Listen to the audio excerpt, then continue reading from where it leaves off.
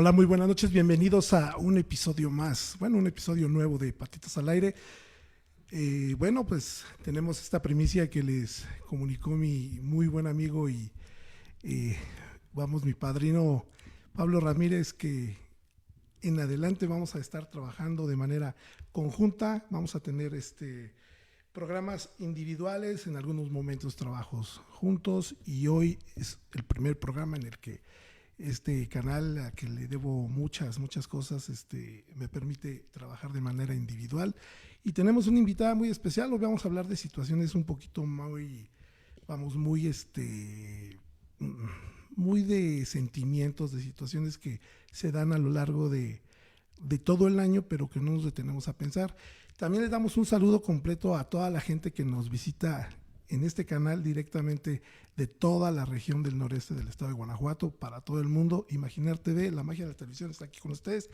Y pues bueno, vamos a arrancar. Hoy vamos a hablar de un tema muy especial, que es el amor, la soledad y las decisiones. Tenemos como invitada a la psicóloga Ángela Rangel Terán, y pues cedo la palabra a ella para darle una cordial bienvenida. Hola Ángela, ¿cómo estás? Hola, ¿qué tal? Buenas noches. Pues primero agradecer a ti y a tu auditorio, obviamente a Pavis, que nos abre este espacio maravilloso donde se generan muchas entrevistas y sobre todo cosas muy interesantes que vamos descubriendo, y me parece algo extraordinario el hecho de que un canal como este se pueda permitir o nos pueda permitir inclusive a nosotros y a la gente que nos escucha, escucharnos y sobre todo aprender un poquito pues de estos temas que son complejos, ¿no? Hablabas de la soledad, las decisiones y lo que nos mueve a todos o a la mayoría, que es el amor, ¿no? Y bueno, vamos a ir poco a poco, agradecerte la invitación, bueno, que fue en un espacio muy privado y bueno, compartirlo contigo pues me parece algo extraordinario. El hecho que hayas pensado en mí para poder compartir este espacio, pues te lo agradezco mucho y bueno, nuevamente a su auditorio, a la gente que también nos escucha desde otros lugares. Compartí por ahí la página con gente que bueno, que también está interesada en estos temas. Entonces, bueno, ojalá que podamos tener un espacio para interactuar y sobre todo para que aprendamos juntos, ¿no? Porque creo que eso es lo más maravilloso, que podamos aprender en conjunto y que podamos darnos esa posibilidad de ir integrando un conocimiento nuevo si ya lo teníamos, o de ir reforzando aquellos conocimientos que ya vamos teniendo.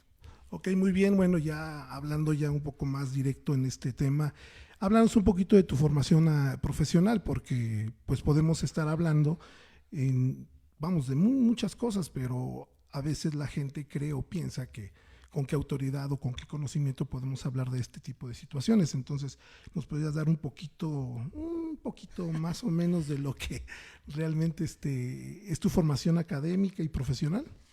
Pues sí, en realidad ha sido un camino largo. Desde hace muchos años he estudiado muchas cosas, entre ellas psicología, y luego la vida me llevó a través de mi trabajo, pues a formarme en muchos momentos en el trabajo con adolescentes.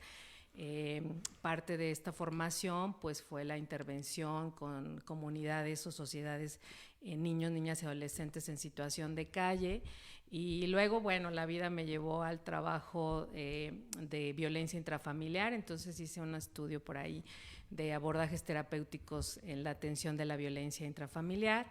Y bueno, de ahí ha sido un largo camino hacia la psicoterapia corporal, que bueno, hay una formación muy amplia ahí en psicoterapia corporal y sexual, y luego otra formación que hice en cuanto a la parte de la intervención de la psicoterapia corporal en relación al trauma. De ahí pues el camino me fue llevando a aprender otras cosas, entre ellas la formación en constelaciones familiares, y que bueno, tuve la gran fortuna de formarme con el maestro Bert Hellinger, que bueno, ya trascendió de este mundo en el 2019, pero en las estancias aquí en México tuve la oportunidad de estar en la mayoría de los entrenamientos que hizo aquí en México. y bueno, también en Austria. Y fue una experiencia maravillosa poder conocerlo, poder acompañarme de su conocimiento y sobre todo de esto que también me ha llevado a este camino de mi propia historia. Y bueno, pues de ahí han sido como varios caminos en relación a los derechos humanos de las niñas, niños y adolescentes, que fue parte de mi formación dentro del trabajo que tuve y bueno, muchas otras cosas que me ha permitido la vida encontrar en cuanto al conocimiento. Creo que es muy vasto, muy amplio, o sea, el tema de la psicología y ahora son demasiadas cosas que se van construyendo, ¿no? Ahora lo vemos desde el área de las neurociencias, aunque no tengo esa formación, pero me gustaría mucho continuar ese camino. Luego hice un curso en Argentina sobre psicoanálisis, que es parte de lo que ahorita me mueve, ¿no? Entonces hice muchas cosas también en Gestalt, entonces no tengo la maestría, pero sí un acompañamiento muy importante durante muchos años en cuanto a la psicoterapia Gestalt y bueno, dejo también esa expertise pues a los expertos, ¿no? Y bueno, pues creo que no somos lo que estudiamos, aunque eso nos recorre, pero sí creo que vamos pudiendo acompañar desde eso que también vamos nutriendo poco a poco, ¿no? Y bueno, un poquito eso. Ok, Ángela, oye, una situación ahí un poquito, abundando un poco más en tu formación y en tu proceso profesional. Has tenido participaciones en medios de comunicación, has trabajado para La Mejor, en aquel entonces tenía otro nombre, tuviste un programa era un consultorio radiofónico, Sí. y ahora estás incursionando con un blog o un podcast que se llama Gatos de Tejado. ¿Nos pudieras hablar de algo de ello y entramos de lleno con el tema principal del programa? Ay, con gusto. Bueno, hace muchos años ya ni me acuerdo cuántos. luego cuando vamos creciendo se nos van olvidando los años y nos vamos recordando de algunas otras cosas significativas, entre ellas esa. Y bueno, pues tuve la gran fortuna de trabajar, creo que ahora es la 92.5, ya ni sé cómo se llama, pero La Mejor. Tuve la oportunidad de trabajar junto con ellos en un proyecto del gobierno, de un consultorio radiofónico, que así lo llamaron. Sin embargo, no era un consultorio porque no teníamos consulta con las personas, aunque sí había de algunos momentos alguna interacción con la gente. La idea de este proyecto pues era poder llegar junto con el gobierno que en ese momento estaba, poder llegar a las comunidades y que las comunidades tuvieran información sobre temas relacionados a la psicología y que pudiéramos tener un mayor conocimiento de a dónde pudiéramos acudir cuando alguna situación se pudiera presentar. Estuve ahí alrededor de un año, fue una experiencia padrísima. Tuvimos igual muchos invitados del gobierno del estado, del gobierno nacional, que nos acompañaron en ese programa para brindar información y llegar a más comunidades. Creo que esto también forma parte pues de la comunicación que puede tener gobierno y sociedad, ¿no? Y que creo que en ese momento la persona que pudo acompañar esta locura, yo a veces así lo llamo, como estas pequeñas locuras que se me ocurren y que van construyendo también y que van acompañando también y que nos vamos acompañando también de otras personas, pues me parece muy, muy padre y que bueno, que acompañamos también a la gente a conocer un poquito más. Hablamos de muchísimos temas, o sea, fue algo padrísimo de la cuestión de los hombres. Invitamos a especialistas que estaban enfocados en el trabajo con los hombres, con las mujeres, con los migrantes. O sea, fue un trabajo muy exhausto porque teníamos un programa, no recuerdo si en ese tiempo era semanal o quincenal, pero tratábamos de que cada semana pues hubiera personas con este conocimiento que pudieran acompañarnos, ¿no? a transformar un poquito, a veces a través de estos espacios, pues algo que se nos pudiera quedar, ¿no? Y luego, posteriormente, hace muy poco tiempo, me gustó mucho el radio. Mi primera carrera no la concluí, fue Ciencias de la Comunicación, y que bueno, tengo grandes amigos que sé que me acompañan el día de hoy, a quien les mando un fuerte abrazo y un saludo muy, muy afectuoso, y que bueno, a partir de ahí me encantó hacer radio. Parte de lo que hice en la universidad fue radio, me gustó mucho, y que ahora acompañada de mi sobrino, porque fue creo que también una idea de él, pues comenzar a hacer este proyecto. Y teníamos como una idea muy, muy loca de cómo se iba a llamar un programa que hablaba de psicología, ¿no? Entonces, hablar de un programa de psicología, pues es complejo, porque pues son muchísimos temas que abordar.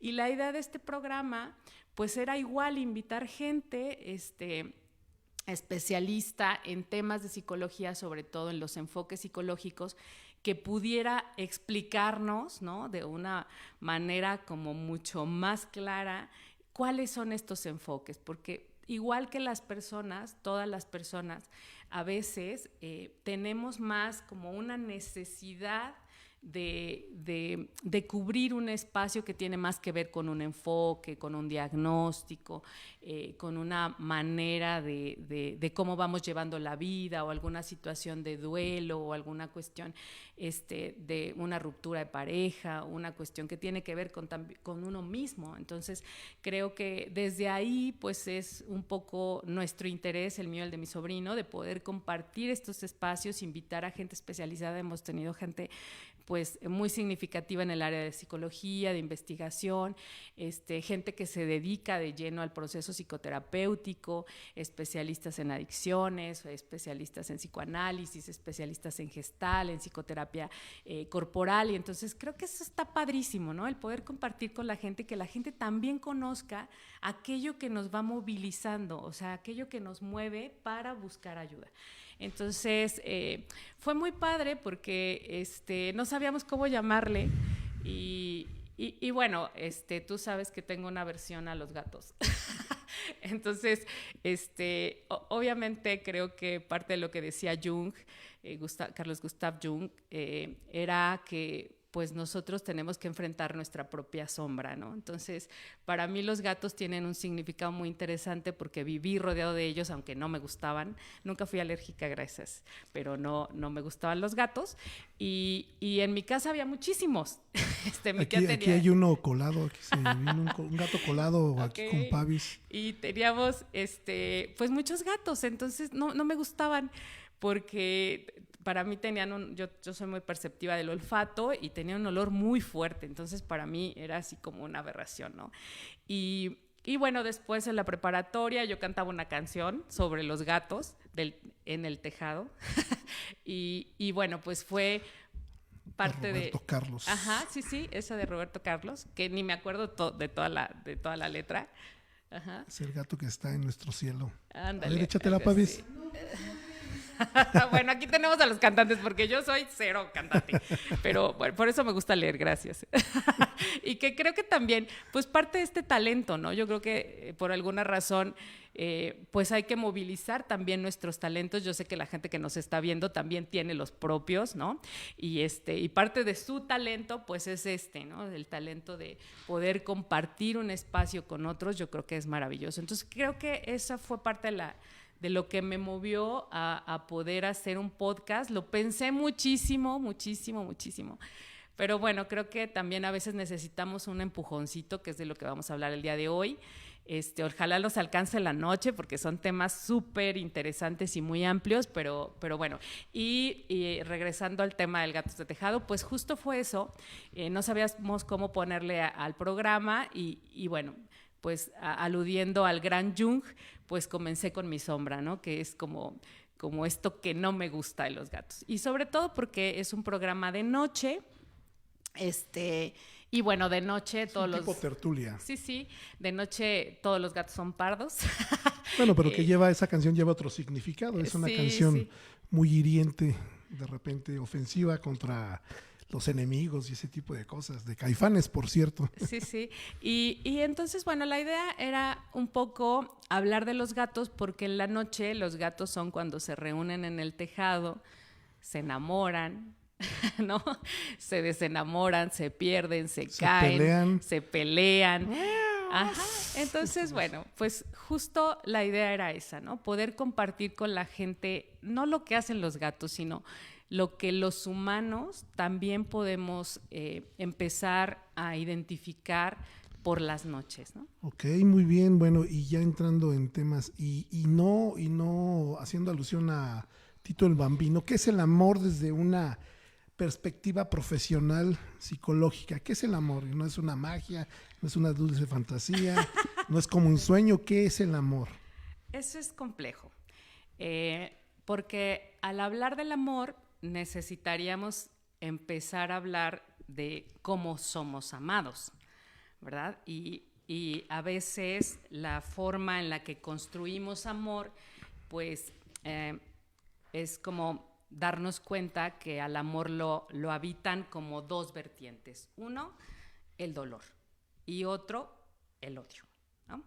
Son dos palabras súper fuertes, porque cuando nos sentimos amados, pues entramos en esas dos posturas, a veces del dolor, por no ser amados como queremos ser amados, y otra que a veces entre el amor y el odio, pues solo hay un pequeño paso. No podemos odiar aquello que no hemos amado. Solo aquel que está realmente relacionado profundamente con el amor es aquel que puede llegar a odiar tanto, ¿no?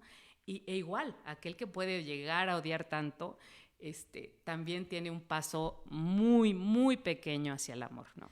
Y lo veíamos en el amor a lo mejor más adolescente, ¿no? Cuando decimos, ay, es que se me cae bien gordo, no lo soporto, no puedo estar cerca de él, ¿no? Porque me choca cómo mastica y cómo se mueve, pero es y lo cómo que grita. Pero es lo que decían claramente, que tienes algo de él o él atrae algo, precisamente. Es posible, sí, porque finalmente amamos lo que conocemos.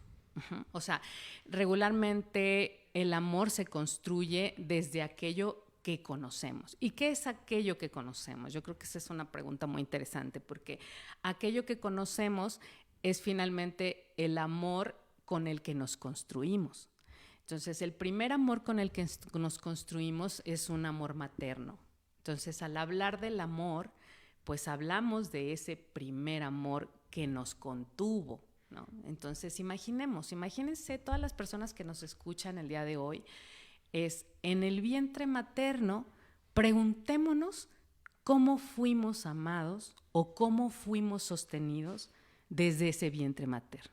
Porque ahora ya hay investigaciones muy interesantes que hablan de cómo desde el vientre, nuestra madre transmite todo lo que está percibiendo a través de lo que biológicamente sucede también en su cuerpo. Imagínense cuando alguien se enoja, ¿no?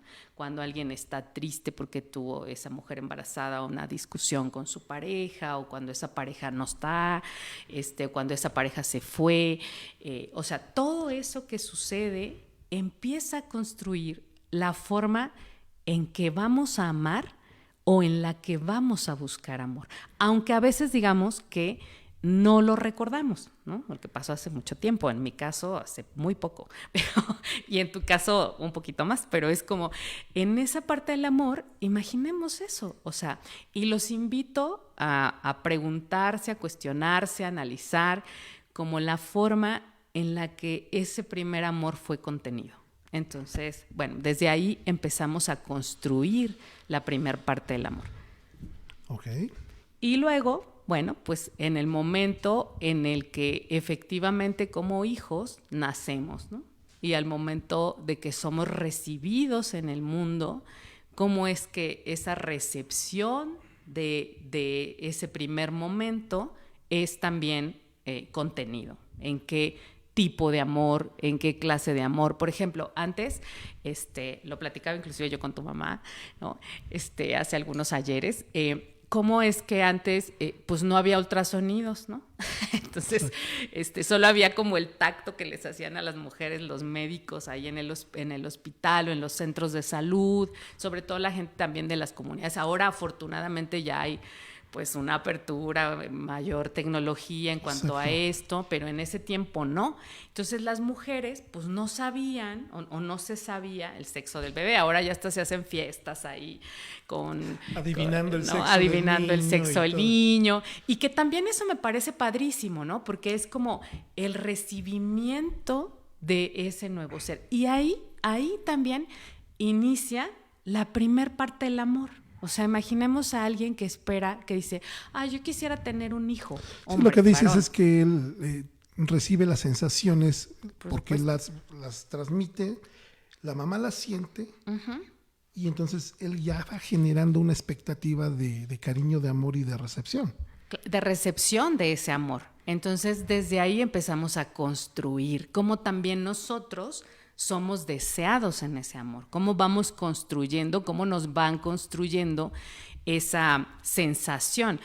Había una autora, Melanie Klein, sin mal no recuerdo, decía que para que hubiera vida necesitaba haber 3 deseos: el deseo del padre, el deseo de la madre, cuáles sean las vicisitudes de ese deseo, y el deseo del hijo. Entonces, ningún hijo llega si no existe un deseo. Y en ese deseo puede haber o no amor, pero hay un deseo ahí implícito. Y cuando la vida se da, cuando el bebé se sostiene en la vida, pues es porque el bebé desea nacer, desea vivir. Cuando el bebé no se puede sostener, es porque el bebé no desea vivir o porque algunas de esas circunstancias hacen que ese deseo, se cuarte, ¿no? Entonces ahí empieza la primer parte del amor, en la madre, ¿no? La madre es la primera que nos sostiene, para estar vivos. Ella tiene que alimentarse para que el bebé pueda nutrirse, y esa es la primera muestra de forma, amor. exacto, la primera muestra de amor, cuando esa mujer se cuida, cuando esa mujer se Procura y cuida. y se protege para ese ser que no es sí mismo. Exacto.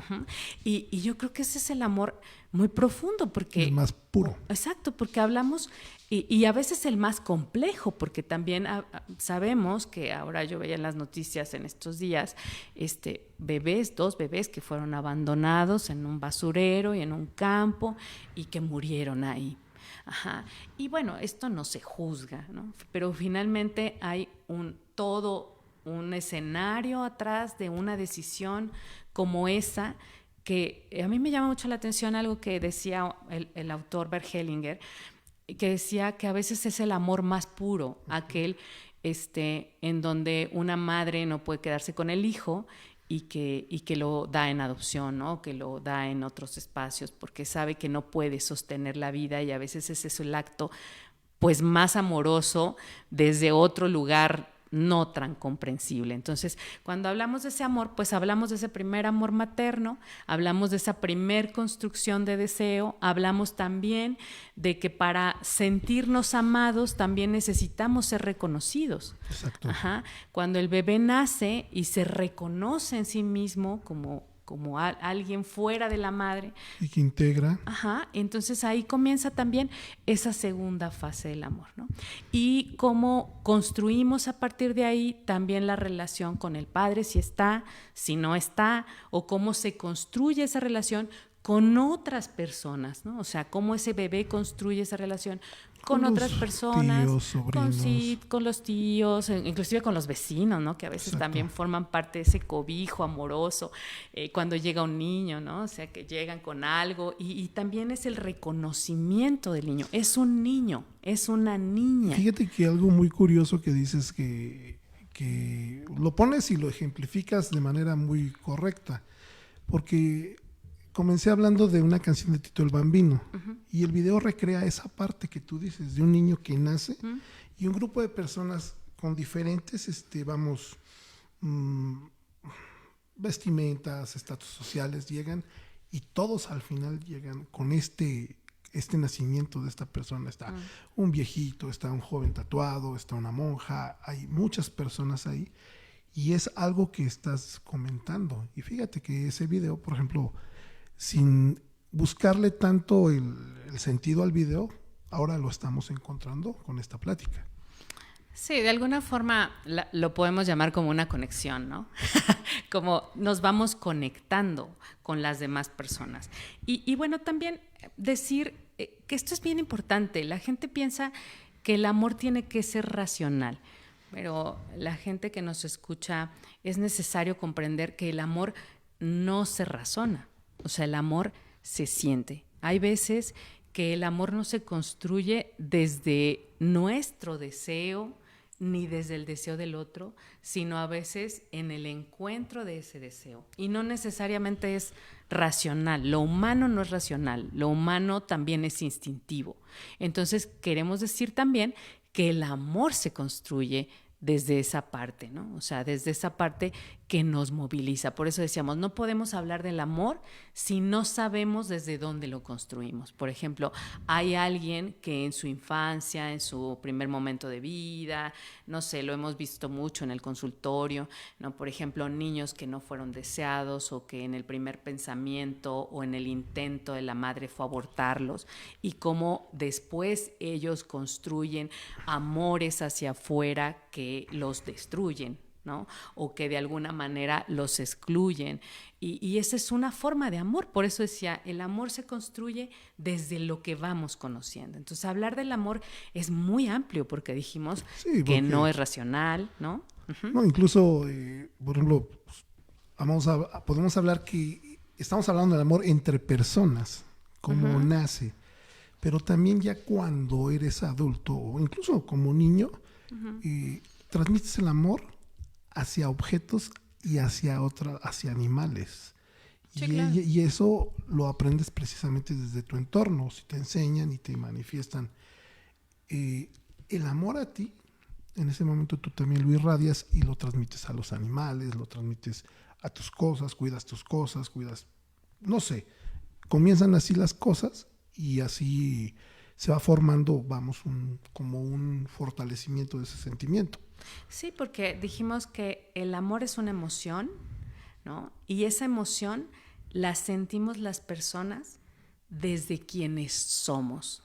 Por ejemplo, alguien que es agresivo, pues va a expresar el amor desde la agresión. Porque a veces decimos, el que te agrede no te ama. Mentira. Alguien que te agrede puede amarte. No sabe más bien cómo amar diferente o cómo manifestar el amor de manera distinta. Porque estamos acostumbrados a construir el amor, ¿no? O desde la idealización, ¿no? Algunas veces, ¿no? No siempre. Pero creo que tenemos a veces una idea errónea de lo que es el amor. Por eso decía, en el amor hay dos vertientes, el dolor y el odio. Podemos amar tanto, ¿no? Tanto, que entonces también podemos odiar tanto. Y también el amor duele. ¿Cuándo? Cuando no somos amados o cuando somos no reconocidos en ese amor. Entonces, hablar de esta parte del amor también es hablar de que lo construimos desde esto que estamos aprendiendo, ¿no? Y que seguimos aprendiendo y vamos construyendo un amor más maduro cuando vamos identificando eso de dónde venimos. Hay muchas teorías, bueno, que hablan de la intervención psicológica en cuanto a situaciones de desapego. Ahora lo sabemos con John Bowlby, ¿no? que lo mencionan mucho, en los apegos seguros, en los estilos de apego, en cómo vamos construyendo el apego de alguna manera sano, el que no es sano, el irracional, que es más como instintivo. ¿Y cómo vamos construyendo eso? Pues a través de lo que conocemos. Y va a ser cada vez más complejo si nosotros no empezamos a analizar de dónde viene esa clase de amor. Entonces la gente que nos escucha puede empezar a preguntarse, ¿cómo es que yo aprendí a amar? Alguien que es, por ejemplo, que fue alguien no sé, interesado, ¿no? Que todo el tiempo los padres le ponían un interés a todo, pues va a aprender al amor desde ahí. Ajá, desde ese ir interés. Midiendo desde claro, lo material, desde lo material. Desde el chantaje, desde Exacto. Desde que obtengo algo a cambio, de esa manera. Sí, o dijimos a través de la violencia o a través solo del apasionamiento, cuando hay cosas ahí que también se dan de manera desestructurada en un sistema familiar en donde hay estos padres muy seductores, seducen al hijo, no sexualmente, pero a veces sí, hay una seducción y entonces el hijo aprende como también a seducir desde ahí. Ajá. Entonces, también a partir de ahí, que es parte de lo que aprendí un poco en la psicoterapia corporal, cómo construimos estos cuerpos, ajá, que nos incitan a el deseo, al rechazo, a la dificultad para encontrarnos con otros, inclusive desde la mirada. Hay gente que conocemos o que hablamos y no te miran. Y se ponen nerviosos y se agachan y hacen cualquier otra cosa. Y creo que eso también forma parte de ese amor y bueno, de un tema que vamos a hablar más adelante, que es el tema de la soledad, ¿no? Ahora estamos cada vez más solos, nos miramos menos, hablamos menos, nos peleamos ahora ya de manera diferente, que lo vamos a platicar un poquito, ajá, pero creo que esta parte del amor es súper interesante, porque también hablar de amor es hablar de desamor, hablar de aquello que a veces no tenemos, ¿no? Y cómo mucha gente se queda detenida en aquello que no es el amor. Ok, bueno, entonces, para continuar con los temas, ¿para ti qué es el amor? Entonces, en conclusión, nos has dado una explicación muy científica, muy precisa, basada a estudios y basada a lo que has visto en tu carrera, cómo se ha manifestado con tus pacientes, cosas de vida. Pero para ti, ¿qué es el amor? Primero quisiera decirte que no es, ¿no? O sea, el amor no es una ilusión. A veces, desde mi perspectiva personal, durante mucho tiempo construí, ¿no? Inclusive cuando era niña, construí el amor desde un lugar en donde pues había una ilusión de quién es el otro. Uh-huh. Y puedo decirte ahora que puedo reconocer el amor en el momento en el que me pude dar el permiso de conocer al otro y decirme, aunque lo conozco, me quedo. Uh-huh. Porque uno puede decir, bueno, conozco al otro, pero no me gusta y me puedo ir. Uh-huh. Porque aquello decía, por eso inicié diciendo lo que no es el amor. El amor no es una ilusión. Y a veces construimos o creemos que el amor tiene una base ilusoria, ¿no? Una base de ilusión, de lo que yo creo que el otro es. Justo hace unos momentos hablaba con alguien que me decía, bueno, es que yo le mandé un mensaje y luego 15 mensajes y luego 50 mensajes, ¿no? Era cartero entonces. Ajá, y no me contestó. Entonces, bueno, no contestar, pues también es una respuesta, pero para esa persona había una ilusión. Exacto. De que él le iba a contestar, de que él iba a responder a esa necesidad suya y darse cuenta que esa respuesta, ¿no? Esa no respuesta es una respuesta, es darnos cuenta que no está el amor ahí. Entonces el amor, pues no es una ilusión. Ajá. El amor es la construcción de una realidad y la realidad es tan compleja que solo la ven muchas veces los enfermos mentales, ¿no? Entonces, yo tengo un gran amigo, que espero que me esté viendo, que le mando un beso, mi amigo Chucho, que siempre le digo que vamos a escribir un libro que se llama Estás viendo y no ves, y que bueno, ya estamos ahí en pláticas para construir nuestro libro, porque a veces es tan complejo ver lo evidente, ¿no? Es tan difícil reconocer que esta realidad que está ahí es la realidad que tengo que ver, pero esta realidad me duele. Okay. Uh-huh. Y a veces prefiero mirar hacia otro lado porque eso que veo no me gusta. Bueno, entonces ahí estamos entrando a otra parte del tema, o sea, las decisiones. Exacto. Una decisión basada en resultados negativos, positivos. En esa línea, ¿cómo lo manejarías en un término científico o profesional o psicológico? ¿Qué es una decisión? Bueno, la decisión es aquello a lo que necesitamos enfrentarnos cuando elegimos. Uh-huh. Y a veces, regularmente, digo, la gente que nos escucha el día de hoy, como siempre tenemos que poner dos cosas que elegir. Cuando elegimos demasiadas nos perdemos. O sea, a veces tenemos demasiadas opciones, sobre todo los muchachos que van a elegir una carrera, ¿no? Que luego llegan al consultorio y me dicen, Ángela, es que tengo 10 universidades. Bueno, de 10 universidades elige 3. Y luego de esas 3 universidades elige 2, ¿no? Y que tengas esas dos elecciones, porque si tienes las 15, las 50, las 20 universidades, va a ser muy complejo elegir. Entonces, las decisiones se eligen. O sea, comenzamos con tomar decisiones con aquello que podemos elegir. Y creo que las decisiones se toman con aquello con lo que podamos vivir. O sea, yo puedo tomar aquella decisión, o la mejor decisión que tome es la decisión que me permita estar bien, que me permita decir, esto que elegí es lo que yo decidí en el momento porque eran los recursos que tenía para poder generar esa decisión. A veces lo que hacemos la mayoría de las personas es que cuando elegimos algo, nos lamentamos 50 años por no haber elegido lo contrario. Y un ejemplo, bueno, a ti te gustan mucho las películas, y un ejemplo muy claro, por ejemplo, no sé si la mayoría de la gente ya no lo escribirá por ahí, si vio Los Puentes de Madison, ¿no? Y Los Puentes de Madison es una película por ahí muy romántica de una mujer, ¿no? que vive con su pareja en un lugar y entonces ella está muy cotidianamente acostumbrada, ¿no? a la vida que tiene, un hombre que llega a trabajar, ella hace la comida, cuida a los hijos, bla, bla, bla. El esposo se va, voy a hacerlo muy breve, porque es una película muy larga, no se las voy a contar toda, véanla, pero es como, su pareja se va con sus hijos y ella se queda sola.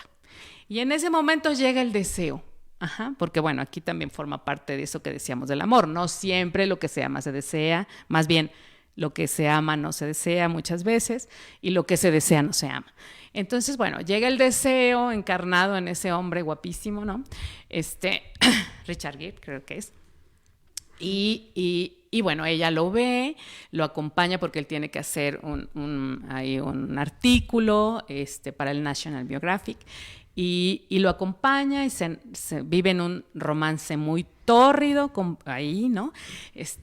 Muy apasionado, algo que esa mujer no había tenido en muchísimo tiempo. Y llega hombre encarnado en el deseo y ella desea algo diferente y él le muestra eso diferente. Y entonces, para no hacer el cuento largo, llega el esposo y este hombre tiene que regresar, tiene que irse. Y él le dice que se vayan juntos. Y en un semáforo está ella con su esposo en una camioneta y está este hombre guapísimo, ¿no? encarnado en el deseo ahí al lado. Y ella voltea y lo mira y él la mira y todos estábamos esperando que ella se bajara y se fuera con él, ¿no? Como en esta decisión que ella tiene que tomar. Exacto. Quedarse con su esposo, con sus hijos, o irse a vivir esta historia apasionada que no sabe tampoco a dónde la iba a llevar. Entonces, creo que a veces estas decisiones forman parte de eso que les decía, que hay que tomar las decisiones con las que uno pueda vivir, ¿verdad? Y esta mujer, lamentablemente, no pudo vivir con esa decisión. Tan es así que después de 40 años, que ella muere, hasta que muere, les deja una carta ahí a sus hijos y les dice lo que vivió con este hombre. Era un hijo y una hija, y ellos se enojan con ella. Y dicen, ¿cómo es posible que mi madre haya vivido esto, ¿no? Como si las mujeres no tuviéramos deseos, ¿no? Y entonces hay un reclamo ahí, unos diálogos muy interesantes, y terminan dándose cuenta que ella se queda por ellos, porque así fue. Ella se quedó porque decidió algo que no deseaba, porque a lo mejor su deseo estaba en irse con ese hombre. Y a lo mejor irse con ese hombre, ¿no? hubiera hecho que estos hijos pues, se perdieran en el alcohol, en las drogas. Y bueno, uno de ellos creo que era médico y el otro tenía un negocio. Y bueno, ¿qué fue la mejor decisión? No lo sabemos. Solamente esa persona lo sabe. Lo importante aquí es que no podemos quedarnos melancolizados con una decisión. Eso es lo importante. Que si yo decido algo, tengo que vivir con eso. La firmeza de reconocerlo. Sí, y no estar pensando en lo que pudo haber pasado por aquello que no hice. O sea, Eso es lo importante. En la toma de decisiones, creo que a veces elegimos cosas muy sencillas. No me refiero a eso, ¿no? De cuando uno va a la paletería y prefiere una paleta de fresa que una de chocolate. Bueno, creo que eso es banal. Pero las cosas importantes de la vida tienen que ser incómodas, o las cosas importantes de la vida nos incomodan y también nos movilizan. Entonces, hablar de decisiones es hablar de aquellas cosas importantes que nos incomodan para pensar y analizar qué es lo mejor que podemos hacer y que esta elección, esto que nosotros vamos a decidir, es con lo que podemos vivir. Ajá. Creo que esa es la parte más significativa que podemos decirles el día de hoy a la gente que nos escucha, a tu auditorio, al auditorio de este programa, y que a veces es como, me voy o me quedo de este trabajo, ¿no? Ajá. Y que no se lo podemos dejar a las cartas o a la lectura del café, ¿no? Que son decisiones que tenemos que tomar desde otro lugar. Ajá. O sea, desde un lugar, como decimos en la psicoterapia corporal, con los pies en la tierra, ¿no? O sea, poner los pies en la tierra es también poner en nuestra propia realidad y sabernos hacia dónde vamos a caminar, ¿no? Hacia dónde nos vamos a dirigir a partir de aquí. Yo duré muchos años trabajando en el gobierno, 18, y muchas veces me cuestioné un poco eso, y creo que alguien me decía, un gran amigo que siempre me cuestionaba eso, ¿no? ¿Quieres seguir ahí? ¿Quieres estar ahí? Y creo que a veces tomar decisiones como esas, ¿no? A veces las decisiones no las tomé yo, pero ya era un deseo mío, y a veces la vida nos va llevando a los deseos, y bueno, creo que también la vida a veces nos empuja a tomar las decisiones de las que no estamos seguros, ¿no? Exacto, porque por ejemplo ahorita va muy ad hoc esta parte donde cuando decides, en este caso hablabas de la película, esta persona decidió esto y a lo mejor fue su mejor elección a quedarse sola, porque en un momento el deseo la iba a llevar a la soledad, que es el tercer tema de este programa.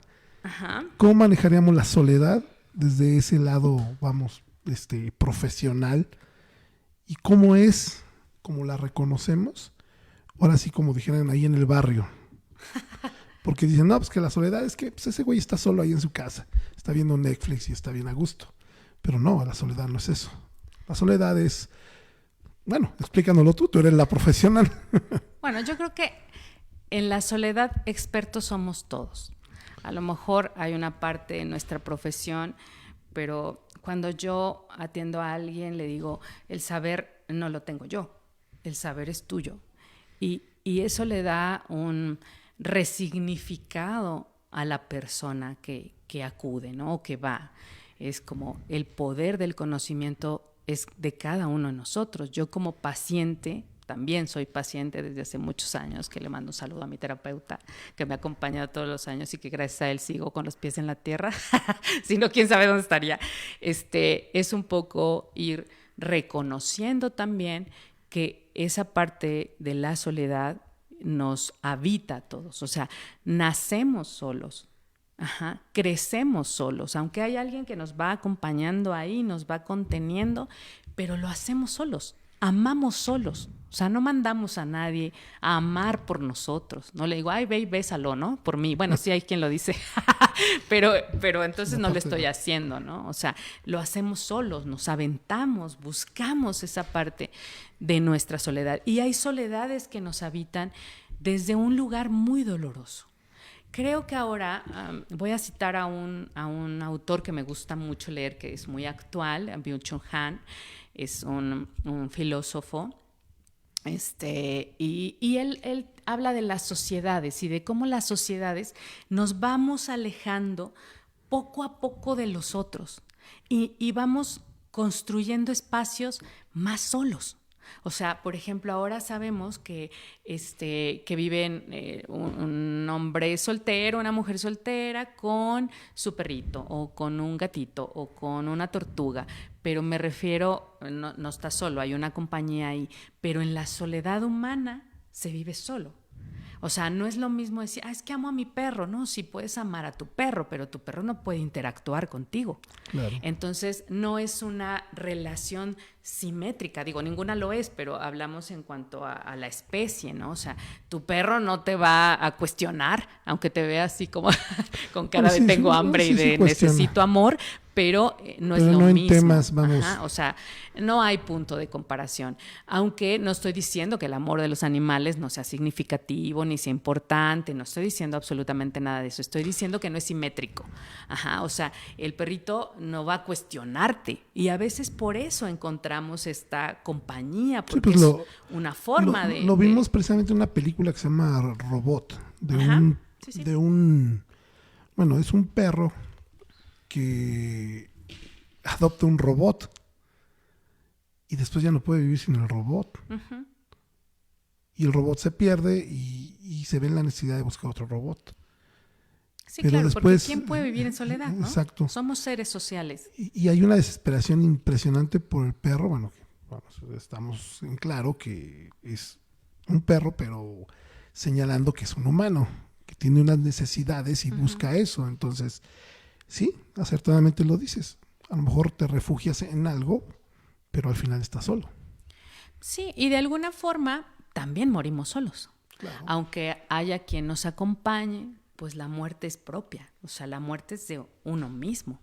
Entonces, cuando construimos, o sea, esa parte de la soledad, también nos damos cuenta que la soledad es inevitable. En algún momento necesitamos esa soledad. Hay mucha gente que, por ejemplo, dice, es que hace 2 años estoy solo. Bueno, pero pues compartimos en algún momento familia, que estuviste con tu familia, viste a tus hijos, saliste con tus amigos. Bueno, eso no es estar solo. Uh-huh. Solo es el ermitaño. Sí, claro, el que vive alejado del bullicio y de la falsa sociedad, no, pero los que vivimos en la sociedad y construimos lazos sociales, de alguna u otra forma, en algunos momentos también tocamos esas pequeñas soledades. Y a veces son soledades que nos llevan a un tema que ya tocaron aquí, creo que fue el tema de la depresión, ¿no? Estos temas que desde esa soledad que se construye un espacio tan vacío, donde no hay palabras, donde ya la persona que habita ese lugar ya rompió el lazo con comunicar, ¿no? Está tan cansado. Pues incluso hasta con la realidad. O sea. Sí, a veces yo escuché a un joven que me decía, estoy cansado de vivir, ¿no? Estoy cansado de vivir. Quiero descansar de la vida. Entonces ¿qué lo lleva hacia ahí? ¿O qué nos lleva a cansarnos de lo que está afuera, que necesitamos ese espacio, que también pueden ser espacios muy sanos, como espacios autodestructivos? Decía que ahora la sociedad vive más sola cada vez. Los niños están, que antes, ¿no? Por ejemplo, yo recuerdo cuando era niña que salíamos a la calle. ¿Interactuabas con más niños? Y jugábamos fútbol con los vecinos y nos veíamos en la esquina y en la parroquia y en la Virgencita y buscábamos espacios para jugar. Y ahora preguntémonos, ¿cuántos de nuestros niños salen a la calle a jugar? Lo hacen en espacios solitarios. Por ejemplo, antes, ¿no? Nuestras mamás eran mamás que estaban ahí presentes, que trabajaban en casa, que estaban visualizando ahí a los hijos. Ahora las mamás tenemos que salir a trabajar y los niños a veces se quedan solos. Entonces, cuando hablamos de esa soledad, ¿qué se construye ahí? ¿Qué están construyendo nuestros hijos desde esa soledad? No importa que esté la tele, a veces está la tele, pero los niños ni siquiera la están viendo, están como ensimismados. Y a veces en ese ensimismamiento, ¿cuántas cosas no entran ahí? Y que todas esas cosas que entran, algunas serán positivas. Sí, se crea un universo pero otras totalmente no alterno. O sea, se alejan de la realidad porque algunos se meten, por ejemplo, en los videojuegos y están atrapados en eso. Lo hemos visto en los casos de niños que se van con Roblox, se van con tipos, o sea, se alejan de la realidad por completo. No, y no solo eso, o sea, no está, a veces no percibimos, porque son pequeños, no se perciben los riesgos. Entonces, hablar de soledad en la infancia es hablar de esa pérdida de la comunicación con lo importante. y lo estamos perdiendo. O sea, a veces me decía la otra vez una persona, me dio mucha risa, pero me decía, es que estaba yo peleando con mi novia y ella me decía y yo le dije y duramos así hasta, no sé, desde las 12 de la noche hasta las 3 de la mañana y yo, ay, todo ese tiempo estuvieron peleando, qué cansado. Sí, por WhatsApp. Entonces, imaginemos qué tan solos estamos que ni siquiera las cosas importantes las podemos hablar de frente. Entonces, ahí también empezamos a construir esa parte soledades. De la realidad. Exacto, ya está solo. Y nos peleamos por WhatsApp, ¿no? Nos mandamos cosas por WhatsApp, por ejemplo, pues ahora... el sticker o el emoji de por ejemplo, la cara ahora, enojado. bueno, aunque tú y yo estamos aquí, aunque están allá las personas que amablemente nos acompañan para transmitir este programa, pero finalmente hay algo que nos separa. Claro. Ajá. Y obviamente lo que nos separa de la gente que nos escucha, pues no sabemos mucha gente desde dónde está, ¿no? Desde dónde nos ve, pero aún así hay una distancia ahí. Y podemos nosotros estar solos, que es ahora lo que se hace en los podcasts, ¿no? O sea, la gente habla desde un lugar, y a veces desde lugares constructivos, otros no tanto, ¿no? También vemos estos otros lados no tan positivos, no tan constructivos y sobre todo no tan reales. Ahora lo vemos con la inteligencia artificial y todas estas situaciones. Entonces, bueno, saberse que la soledad es inevitable, ¿no? Y darnos cuenta que con las redes sociales pues hablamos menos y nos hacemos seres más solitarios. Nos estamos acercando a eso. Tengo una persona, una española con la que hablamos de ciertas cosas y ella me decía algo muy interesante. Ella es médico y trabaja en un hospital de tanatología en España y me decía, Ángela, a mí lo que me sorprende es que acá en España, como en muchos países, la gente está muriendo sola. O sea, la gente está sola. Ya no tienen interacción ni con amigos, ni con exparejas, ni con hijos. La gente muere sola en los asilos. Entonces, tendremos que estarnos preguntando, ¿qué necesitamos para estar acompañados? ¿No? Somos seres sociales que nos construimos a través de tribus, a través de unirnos, ¿no? A través de compartir. Por ejemplo, algo que yo celebro mucho que sucede aún en las comunidades indígenas, que aún me tocó ver, es que, por ejemplo, cuando comen en Misión de Chichimecas, en muchas familias, se reúnen todos a comer y comen del mismo plato. O sea, se comparten el mismo plato como para comer y se comparten la misma tortilla. Pues eso no se ha perdido todavía. No, sigue ahí, pues. Las hordas de equipos de fútbol también se pasan la caguama todos. Y eso, bueno, eso ya son como otras cosas, ¿no? Pero bueno, aún estamos en sociedad, pues, exacto, ¿no? Y aún buscamos estos espacios de interacción. Inclusive a veces cuando tú estás en casa y dices, bueno, quiero estar solo, caminar solo. Y no pasa nada. A veces las parejas, ¿y por qué?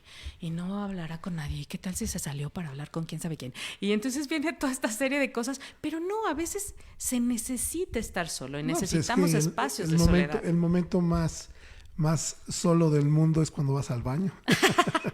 No, pero fíjate, aún ahora nos llevamos el teléfono. Yo me acuerdo que antes veía las revistitas que tenía mi papá y la carta de mi sobrino que todos leímos. Mi sobrino le mandó a una novia una carta y bueno, toda la familia la leyó en el baño. Se va a enojar tu sobrino. No voy a decir quién es. Y hasta que mi papá dijo, bueno, que no le han dado otra carta porque esta ya me la sé. Pero imaginemos. Y hasta le faltaban pedazos a la carta para. No, ni ahí, pues, pero bueno, son los espacios necesarios, ¿no? Hablamos de la parte biológica que es necesaria. Ok, muy bien. Bueno, pues esta es la opinión de una profesional. Realmente te agradezco mucho que hayas asistido aquí con nosotros. Quiero agradecer profundamente la oportunidad a Imaginar TV, a todo este equipo maravilloso y de que tú, Ángela, hayas venido, ¿sabes? Los que no saben, pues es mi esposa, que haya tomado la decisión de venir y estar en este programa. La verdad, te quiero agradecer. ¿Y qué se siente ahora ser entrevistada? ¿Qué se siente? Pues es diferente. Digo, la mayoría de las veces me toca hacer las preguntas, ¿no?